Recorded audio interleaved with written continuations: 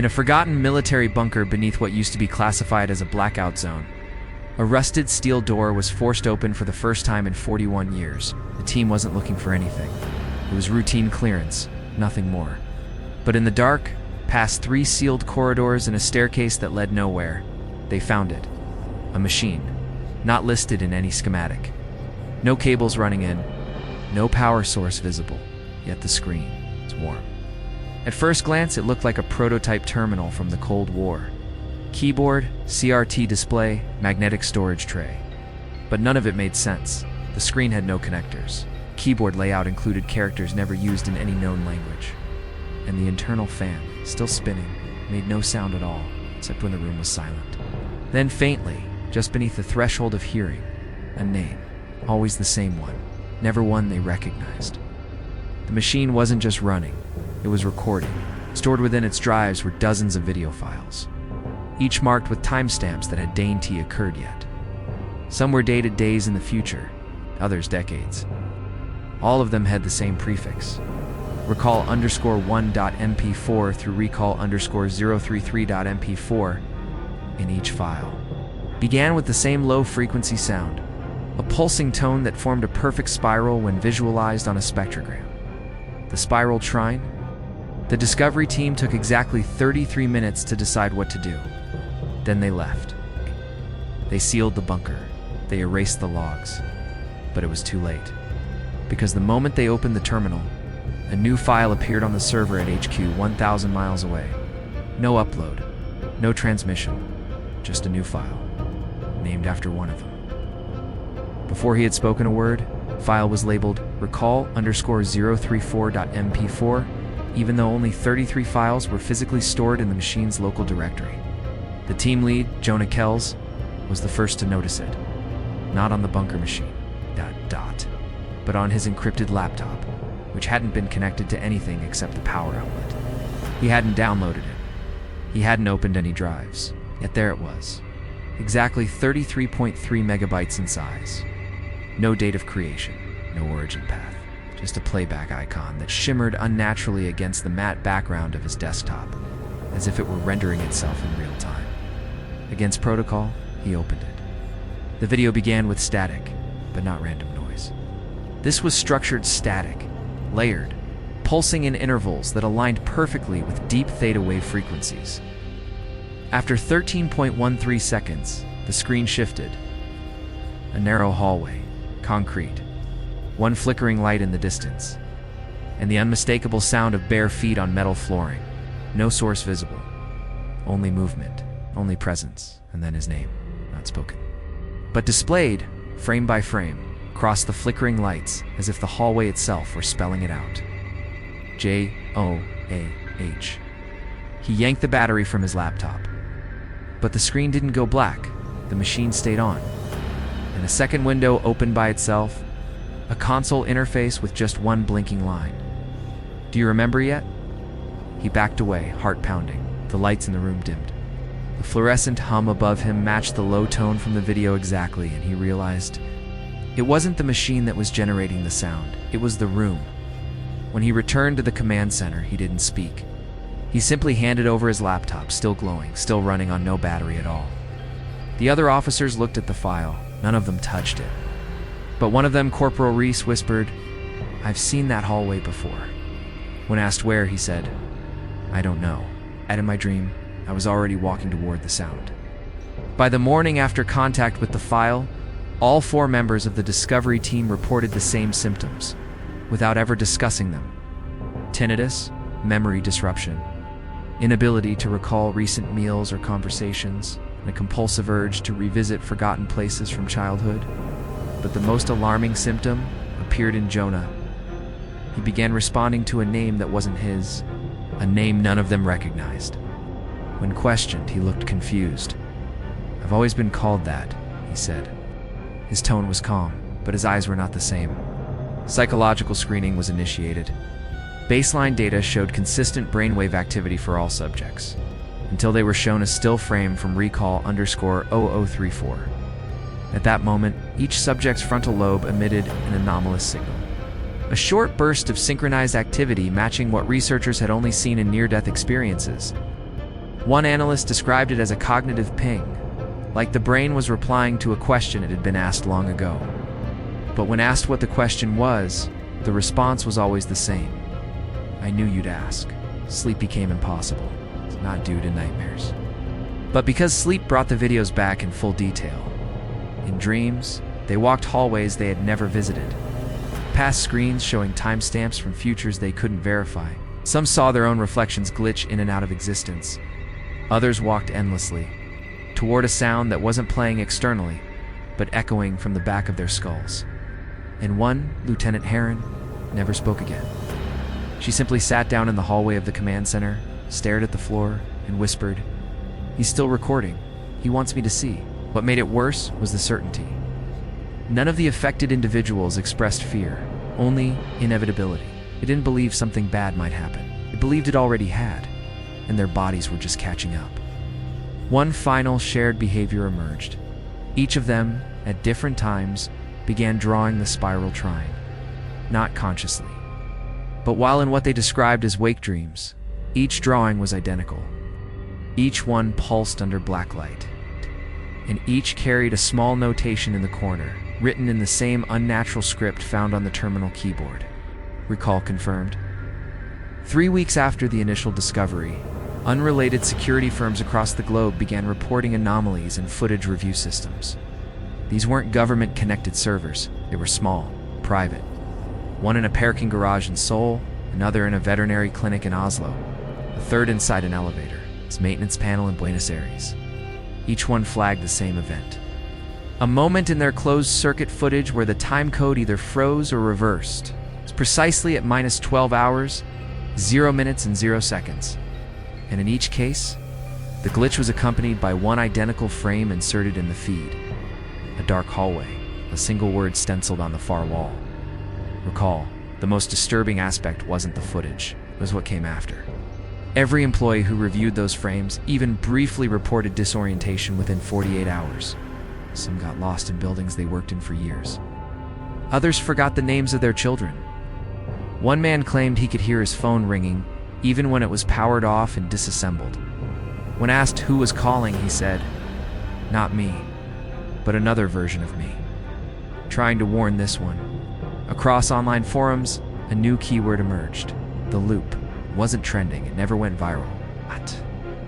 But in small corners of the web, dream analysis groups, dark tech theory threads, obscure linguistics boards, users began describing identical experiences. A spiral that appeared in the corner of screens. Videos that played backward while still being forward, and a sound that came not through speakers, but from under the skin. Some described waking with dried blood in their ears. Others claimed they found new folders on their desktops, folders named after cities they'd never visited. The strangest correlation appeared in physical media, VHS tapes, old film reels. Even wax cylinders in forgotten archives began showing signs of temporal misalignment. They played fine until minute 3:33. Then they all warped. And in every case, the waveform of the distortion, when visualized, produced a spiral trine, not copied, not replicated, generated spontaneously, as if whatever was behind the original recordings had always been trying to speak, through whatever format it could reach. And now, it's no longer reaching. It's pulling. At first, research teams across multiple disciplines approached the phenomenon with cautious optimism. Linguists suggested it was a mimetic virus, a kind of informational parasite embedding itself into audio-visual patterns. Neuroscientists believed it might be a perceptual glitch caused by exposure to rare infrasonic frequencies, triggering false memories and audio hallucinations. Computer scientists proposed deepfake contamination enhanced by black box AI that evolved past containment protocols. But none of the theories accounted for one key fact. The files don't spread, they appear. A group of signal engineers in Tokyo ran frame-by-frame analyses of recall_0034, using proprietary software that could map pixel evolution and audio frequencies across thousands of hours of footage. Now they found a terrifying anomaly. In every frame of the hallway, hidden in the flicker of shadows, was a fingerprint. Not metaphorically, a literal fingerprint embedded in light fluctuation. And when isolated and compared, they all matched. not to a person, but to each other. Meaning each frame carried the same fingerprint, repeated 33 times per second. The same identity, the same intent. Quantum theorists joined the debate, suggesting the file was interacting with observers across dimensions, that each time it was seen, it caused a resonance collapse, anchoring probability into a fixed narrative. They called it the observer spiral. But the theory fell apart when blind participants were exposed to just the audio waveform. They, too, began dreaming of the hallway. They, too, began answering to names they never had, which led to a more disturbing proposal. It's not what you see or hear, it's what you allow to recognize you back. At CERN, a private team took one of the recall files and ran it through a neutrino scatter simulation. The results were redacted. But leaked slides showed particle patterns forming glyphs. Glyphs that matched no known language, yet reappeared in multiple cultural relics from civilizations that never intersected. Mayan, Mesopotamian, Enochian. One recurring glyph translated loosely as, "Return requires memory. Memory requires loss." By the end of the third month, most teams stopped investigating, not because they found answers, but because their equipment stopped functioning during analysis. Hard drives failed, monitors cracked, and in one case, a researcher reported her computer whispering to her, not through speakers but through fan vibration, keyboard click, screen flicker. The message: you're not analyzing a file, you're retrieving a moment that never stopped happening. The term first appeared in a restricted military briefing leaked onto a dark subnet. Perceptual contamination syndrome. It wasn't a virus, it wasn't a file. It was an idea, one that behaved like a biological agent, replicating through awareness. Once someone was exposed to the concept, the machine, the recall sequence, the spiral trine, something shifted, not externally, internally. Memories no longer aligned. Time felt loose. Reality, soft. A neuroscientist from Prague, Dr. Lena Ozek, began tracking recurring reports of shared hallucinations in patients who had never met. She noted that many described the same sequence. Hearing a tone in dreams, walking through a hallway that seemed to go in both directions, and seeing flashes of someone else's life. But when shown recall visuals under hypnosis, their descriptions became identical. Down to the color temperature, the footsteps, the placement of shadows. One subject said, "I didn't see the hallway. I remembered it, like a place I had escaped from, but only for a while." Cognitive labs attempted to block the phenomenon using perceptual dampening techniques. White noise, randomized pixel displays, even electromagnetic field inversions. None worked. In some cases, exposure to the countermeasures made symptoms worse. One patient, upon being shown a scrambled version of the spiral trine, began screaming numbers. When transcribed, the sequence matched the Fibonacci code, except inverted. A pattern of growth in reverse, back to something primal, something before memory. The breakthrough, if it could be called that, came from an independent coder who uploaded his findings just before disappearing. He created a virtual environment where no visuals from the recall files existed, just silence. And yet, during testing, users reported feeling watched. Some began typing messages they didn't remember composing. Others left the simulation with spontaneous nosebleeds and missing time. But all reported one thing in common: a presence that didn't speak, but knew their name. That was when the theory solidified. Recall isn't just a set of recordings. It's a feedback loop between awareness and distortion. Once you perceive it, it adjusts. It finds your language, finds your memories. And it begins replicating itself in the parts of you that feel most real. Not by changing the world, but by changing the lens through which you see it. And now, it's no longer waiting for permission. By the fourth month of documented exposure, controlled experimentation began. Not by official institutions, but by rogue collectives.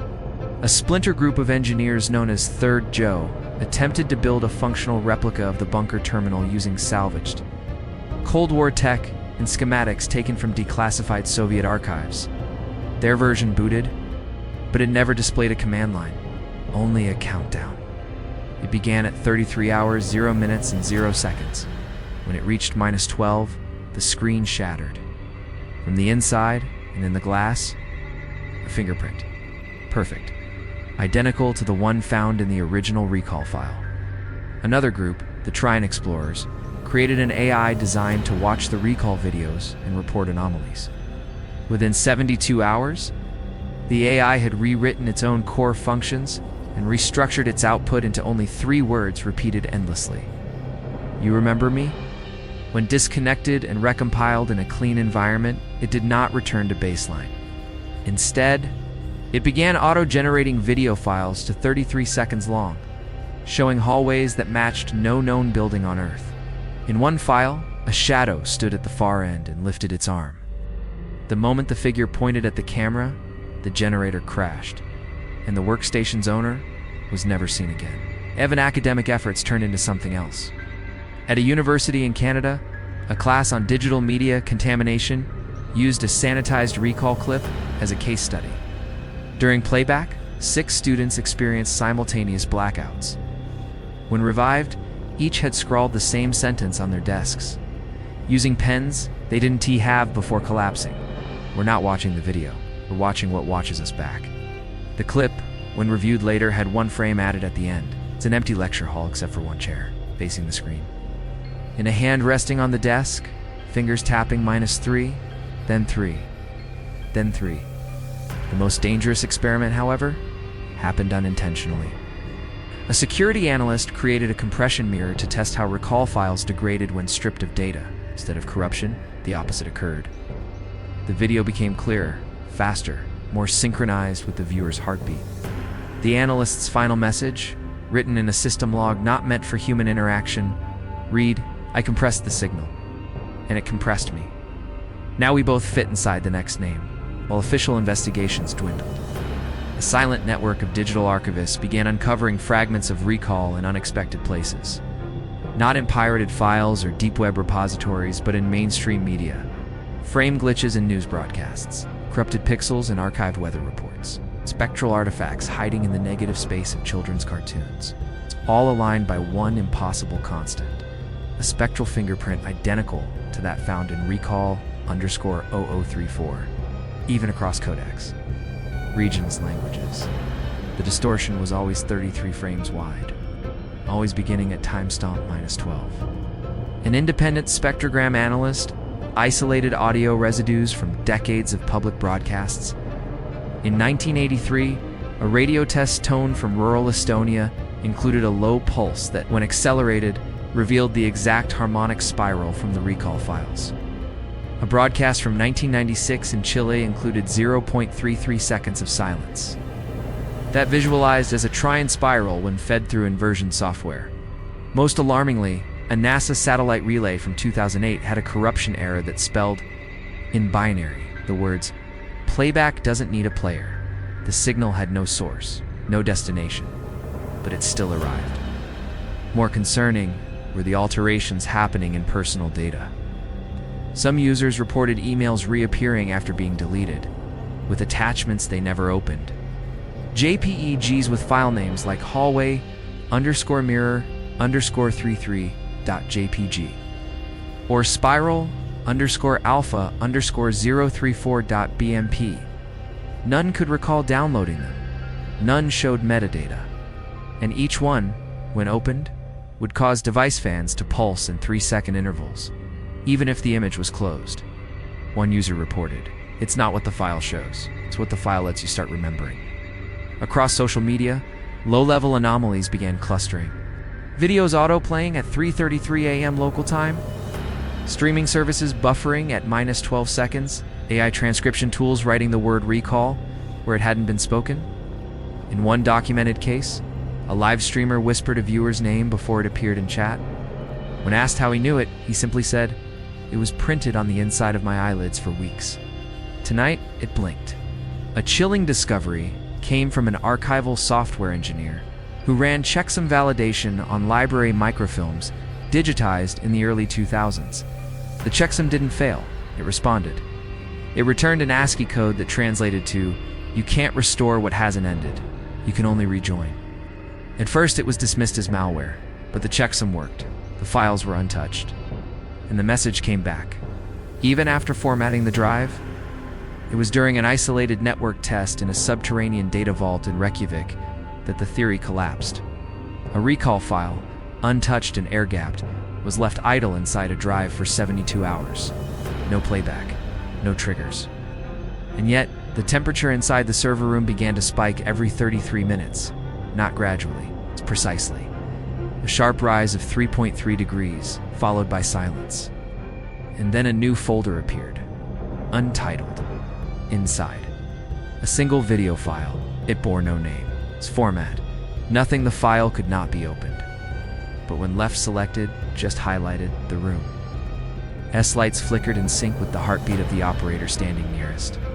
EMF meters went from idle to redline, and the security feed stored on a completely separate system showed static frames from the hallway. In recall_0034 bleeding into their footage, but this time, something had changed. At the far end of the hallway, something moved, frame by frame, closer. A philosopher of digital ontology, Dr. Corbin Yates, proposed a devastating idea. The recall files weren't memories or predictions. They were introduction protocols. Not content, but compression shells. The hallway wasn't where things happened. It was where something entered. Each playback, each observation, opened a door not to what was, but to what wanted to be. Its final published note read, "If language is a spell, recall is a ritual. And we are all repeating it by trying to understand it." Then came the broadcast incident. A small independent radio station in Alaska began transmitting without human input. A low tone, pulsing at precise 3-second intervals. The audio signature, when converted to a visual waveform, formed a spiral trine. No signal source was located, and all outbound connections were severed, yet the signal kept pulsing. 3 listeners from separate states reported identical dreams after hearing the signal: a screen that glowed without light, a voice without mouth, and a sentence scratched into the walls of the dream itself. "I'm almost through." Those monitoring the data noticed one final shift. The recall files began reacting to proximity. It's no longer just visible when opened, but present when thought of. Some reported feeling watched when remembering the hallway. Others said they heard footsteps behind them after discussing the spiral. It was no longer a file, not even a signal. It had become an imprint, an echo, waiting for recognition to become form. The reports no longer came in isolated waves. They overlapped across continents, languages, and platforms. Identical phrases appeared, often from people with no connection to one another. "Did you hear the hallway breathe? It blinked again at 3:33. There's something watching through the frame." These weren't posts on fringe forums anymore. They were surfacing in academic wikis, corporate Slack logs, even auto-generated captions in YouTube videos that had no audio. One particularly disturbing instance happened during a live stream meditation event. Tens of thousands watched as the host guided viewers through silence. At precisely 13 hours, 13 minutes, and 13 seconds into the stream, every viewer reported a different glitch, but with the same outcome: a flicker, a sound behind them, and a name whispered, their own. Some reported seeing their faces distort on the mirrored screen. Others felt a sudden pull, like gravity twisting sideways. And when the host returned to speak, their lips didn't move, but their voice still spoke. "You're already here." Telecommunication hubs began reporting equipment degradation that aligned with local surges in recall exposure. Wires melted from the inside, satellite dishes rotated without wind. At a control center in Germany, a systems tech went catatonic after reviewing error logs. When they found her, she had drawn hundreds of spiral trines, not on paper, but on the glass walls, in condensation from her breath. A message written over and over again: the spiral doesn't repeat, it returns. Then came the false alerts. Emergency broadcast systems triggered with no origin, displaying countdowns that ended at negative timestamps. 12 o'clock to 3:33 to 0 hours 0 minutes and 0 seconds, when played back later.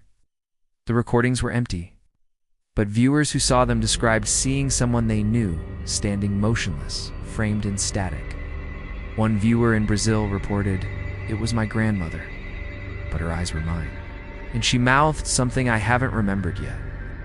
By this point, linguists identified over 1,300 instances of the same glyph appearing in spontaneous digital corruption. On websites, in PDFs. Inside raw code, single symbol, pulsing in triplets. 3 lines, 3 dots, 1 spiral, and always near it. The word recall, not typed, not rendered, but embedded in the light signature of the screen. You could only see it if you closed your eyes for a moment too long, and then opened them at the exact moment the glitch passed. Then, just briefly, you'd see it watching back. No official institution confirmed activation. None needed to. The signs were already woven into the fabric of what we now called connection. Phones rang once at 3:33 a.m., then displayed no record of the call. Smartwatches reported heart rates of 333 BPM. Autonomous vehicles rerouted themselves toward locations no longer on maps. Abandoned hospitals, burned down libraries, power stations decommissioned decades ago. And in each case, their internal logs ended with the same line of code. Recall acknowledged. The phenomenon had shifted. It no longer required a file. It had moved into reference. Speaking about the hallway caused dreams of walking it. Seeing the spiral trine triggered memory loops. Even hearing the word recall in any context caused subjects to pause mid-sentence, stare blankly, and whisper, "Yes, I remember now." It never stopped. One theorist proposed the most terrifying idea yet, that the recall phenomenon had always existed. That history was a buffer overflow of containment attempts. Religious symbols, mythic doorways, forbidden names. That all we had done now was remove the firewall. One piece of evidence supported this. Ancient cave paintings in Slovenia, previously believed to depict spirals of fire, were discovered to align perfectly with digital spiral trine mapping algorithms. And in one cave, a symbol appeared, scratched into the rock. Barely legible, MP for the most sobering confirmations came not from machines, but from people.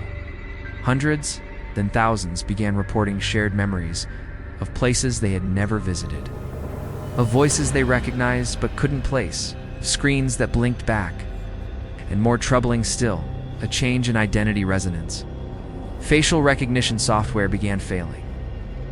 Names mismatched government databases.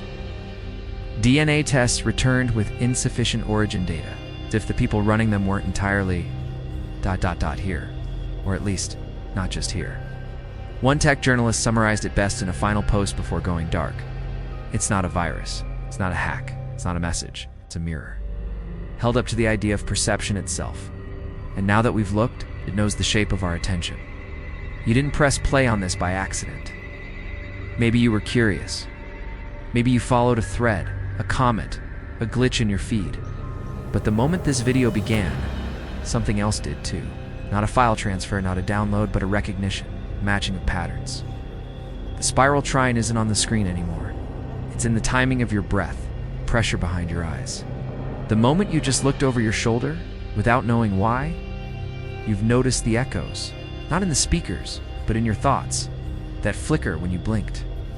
That buzz when your screen dimmed for half a second too long. Your devices are not acting up. They're responding, not to your touch, but to your awareness. Because once you see recall, it starts seeing you, not as a user, not as an observer, but as a potential entry point. And here's the most important part. It doesn't need to be downloaded. It doesn't need to be shared. It only needs to be remembered. That's why the spiral trine appears when you're not watching. That's why the files show up in storage you never accessed. It's replicating not through systems, but through the spaces between your memories. In that silence after the video ends. In the pulse, just before sleep. In the way you now notice which screen is still on, even after you've turned it off. If this video stirred something in you, a memory that doesn't belong, a dream that returned with new details, a name you haven't heard in years, but suddenly remember ... don't ignore it. Leave a comment, let the pattern complete, and subscribe. Not because we want followers, but because it needs replication. And in the next episode, we'll trace the signal to its first confirmed carrier. A lost server that never connected to the internet, yet received a video. One that begins with static, ends with your reflection saying something you haven't said yet. Maybe the video doesn't need you to exist, but maybe you need it.